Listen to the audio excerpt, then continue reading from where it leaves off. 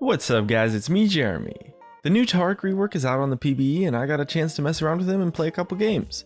It's a fairly different take on the champion with major changes to pretty much every single ability. And after playing it and breaking it down, I do have to say that the design of this rework is in fact really interesting to me, and the games were a lot of fun too. And if you enjoyed the video, don't forget to hit that like button, and if you don't, please feel free to hit that dislike. Anyways, let's get started.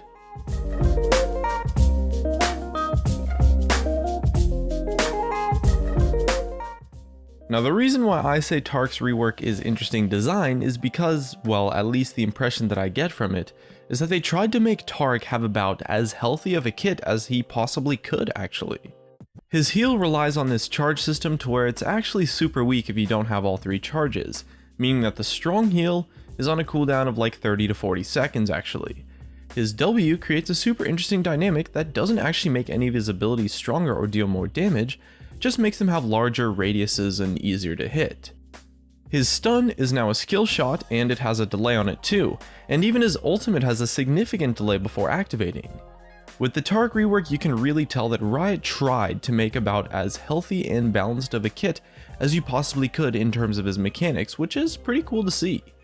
Previously, Taric before the rework had a lot of problems, in the sense that he was good in solo queue but bad in competitive play, because of the design problems in his kit. He was too one-dimensional to be useful in high reload unless he was completely broken like he might have been in the past a couple times. But his kit was just too unhealthy to actually be able to buff properly, and the mechanics that he had previously in his kit were not that fair, to the point where if he was viable in competitive play, he would become totally broken in solo queue, and Riot wants champions to be viable in both solo queue and in competitive play and still be relatively balanced.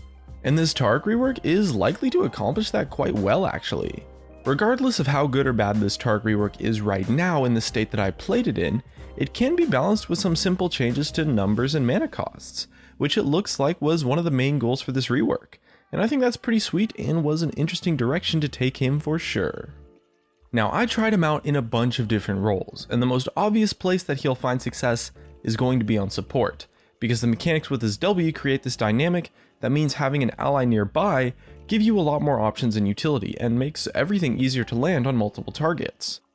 But I gotta be honest here, when I played Taric top, I was actually quite impressed, in the sense that with Taric top you're playing with such a handicap, since his W becomes almost useless. It gives you a small shield I guess, but doesn't really do much outside of that. But even then, Taric top proved to be pretty good when I played it actually, and I'm not entirely sure. I mean, a big part of it is probably because Sunfire Cape and Frozen Fist are just really strong items. But the fact that Taric top had a lot of potential leads me to believe that in the state that I played him in, Taric as a whole is potentially really strong, and he is doing a lot more damage than I expected too. When I first saw his kit, I didn't think he would be that good, but after playing him, the damage that he does is actually quite a lot and is more than I expected. His new passive gives him bonus damage and attack speed on 2 auto attacks after casting a spell, and those 2 empowered auto attacks will lower the cooldown of his heal by 5 seconds each. However, his Q is now a self-target that activates on a radius, and it works on a charge system. When you cast the heal, all available charges are consumed instantly, and the heal's power scales with the charges.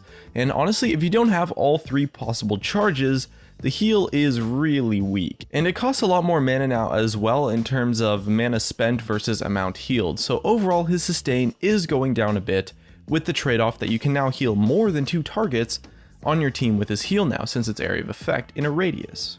His W is definitely the most interesting and probably most exciting part of his new kit, in that when you cast it, it provides your ally with a shield, but it also creates like this Callista-esque kind of link, and when you're in range with your linked ally, all spells that you cast will also cast from that ally as well, so you get to double the radius of every ability. However, his abilities don't stack if they land twice on a target. The shield's actually pretty nice too and gives him even more survivability to his allies to go along with his heal, so it kind of complements the lack of sustain I guess. And as well, in making his stun a skill shot and have a delay, it also now has an area of effect radius.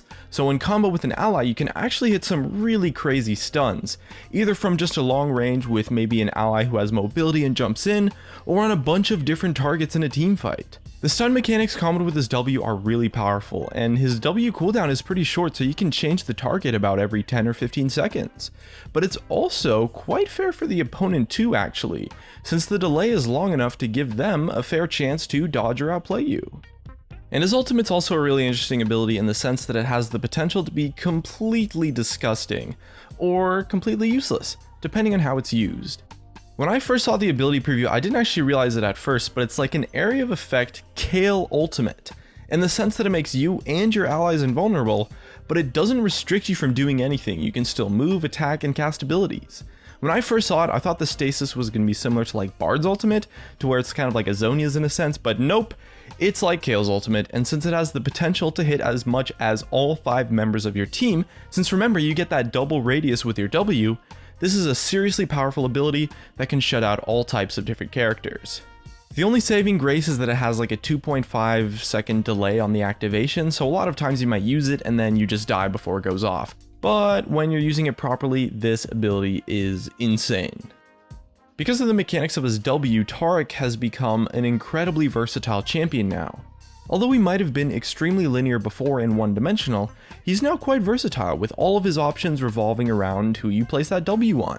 But since his W has a reasonably short cooldown, you get a lot of options. You can place it on your AD carry to kite and be defensive, or you could place it on an initiator or an assassin to help out your frontline a lot, and dive or initiate with them in a sense.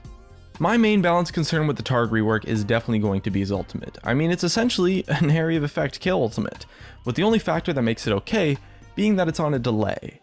The delay definitely does make the ability a lot more fair, since you can't use it reactively. You have to use it proactively or predictively, and it's very telegraphed to your opponent, so they do have a chance to outplay you in that sense, but it's still a crazy amount of survivability that also gives you defensive power and offensive power too for like diving in and initiating.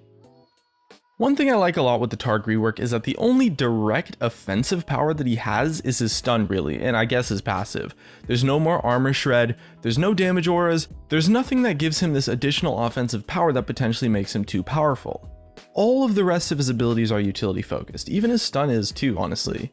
It's likely that on the PB he probably does a bit too much damage, I think, but his kit is really awesome and it's a lot more fun to play and play against than the linear Taric before the rework. He's made a lot of trade-offs in terms of costs and benefits. His Q costs a lot more mana and is only really good when you have 3 charges now, so his sustain is definitely worse than before. It's just better in teamfights. This Taric, at least in the state that I played him in, is pretty strong though, because the utility in his kit now has a lot more stuff than before, and it's incredibly useful stuff. It's not like some situational or maybe only occasionally useful stuff. However, now with Taric, there's so much more room to be outplayed actually.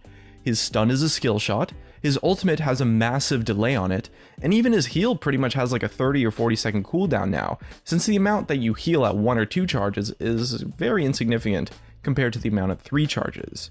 So although I do think he's strong, his gameplay is a lot more healthy, and he's likely to be balanced after some minor tweaks to maybe his damage values, or maybe an increase in mana cost or something.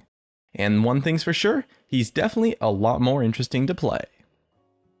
And that just wraps up my thoughts. What do you think about the new Taric rework? Leave a comment, subscribe if you want. Thanks for watching, and I'll see you guys next time.